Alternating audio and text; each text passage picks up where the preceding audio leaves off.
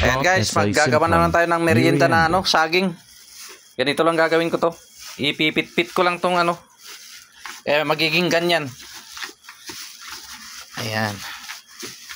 Ganyan lang mga lodi, oh. Oh, yan. Pit-pit na mga lodi, oh. Oh, yan. Tapos anuin ko ng arena. Ayan, oh, nilagyan ko ng arena, oh. Saka pitakan natin ng isang itlog. Yan. Tapos nilagay ko dito sa nilubog ko yung saging dito sa arena. Ayan, oh. Ayan na siya, oh. Napiprito na yung unang salang ko. Lagyan natin yung huling salang. Ayan siya, oh.